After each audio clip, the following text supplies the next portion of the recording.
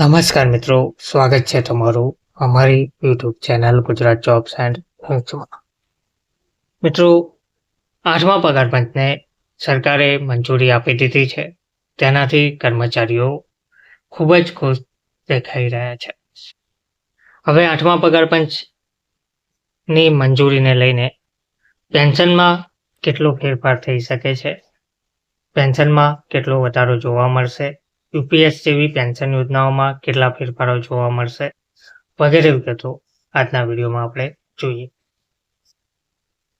તો 8મા પગાર પંચને લઈને સૌથી મોટી અપડેટ સામે આવી છે. વાસ્તવમાં સરકારી કર્મચારીઓ ઘણા દિવસોથી 8મા પગાર પંચના અમલની માંગ કરી રહ્યા હતા. આ તરફ આખરે તેમની માંગણી સ્વીકારીને સરકારે 8મા પગાર પંચને મંજૂરી આપી દીધી છે. 8મો પગાર પંચ વર્ષ 2026થી લાગુ કરવામાં આવશે. 8મા પગાર પંચના અધ્યક્ષ અને 2 સભ્યોના નામ પણ ટૂંક સમયમાં જાહેર કરવામાં આવશે. હવે આપણે જોઈએ કે 8મા પગાર પંચના અમલ પછી સરકારી કર્મચારીઓનું પેન્શન કેટલું વધશે અને યુપીએસ જેવી પેન્શન યોજનાઓ પર તેની શું અસર પડશે. તો કેન્દ્રીય મંત્રી અશ્વિની વૈષ્ણવે 16 જાન્યુઆરી 2025ના રોજ આની જાહેરાત કરી હતી. તેમણે કહ્યું છે કે સરકારે 8મા પગાર પંચને લાગુ કરવાનો નિર્ણય કરી દીધો છે અને તેની ભલામણો 1 જાન્યુઆરી 2026થી અમલમાં આવશે. જોકે હાલમાં કર્મચારીઓને માત્ર 7મા પગાર પંચ હેઠળ જ પેન્શન અને પગાર મળવાનું ચાલુ રહેશે. તો પેન્શનમાં કેટલો વધારો થઈ શકે? સરકારી કર્મચારીઓ દ્વારા 8મા પગાર પંચને લગતી ઘણી ભલામણો લાગુ કરવામાં આવશે. કર્મચારીઓનું યુનિયન સતત 2.86 ફિટમેન્ટ ફેક્ટરની માંગ કરી રહી છે.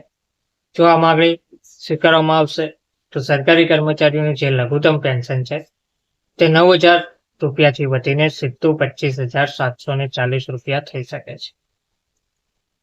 રીતિકા નૈયરે જણાવ્યું હતું કે હવે માત્ર પેન્શનની આગાહી કરી શકાય છે. તેમણે કહ્યું કે કર્મચારીઓના પેન્શનમાં 20થી 30% વધારો થઈ શકે છે.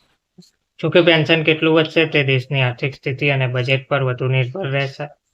યુપીએસમાં શું ફેરફાર થશે?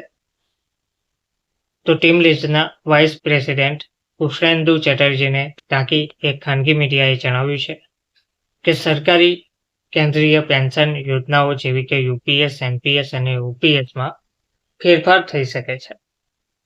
કેટલા ટકા ફેરફાર થશે આ અંગે અત્યારે કંઈ પણ કહેવું યોગ્ય નથી. આ સિવાય એક નિષ્ણાંતે વધુમાં કહ્યું છે કે સરકારી કર્મચારીઓને પેન્શન સ્કીમમાં ફેરફારની સતત માંગ કરવામાં આવી છે. કર્મચારીઓ અને તેમના સંગઠને જૂની પેન્શન યોજના પર પાછા ફરવાની માંગ પણ કરી છે. હવે આ સ્થિતિમાં શક્ય છે કે 8મા પગાર પંચમાં આ પેન્શન યોજનાઓ અંગે નિર્ણય પણ લેવામાં આવી શકે. ધન્યવાદ.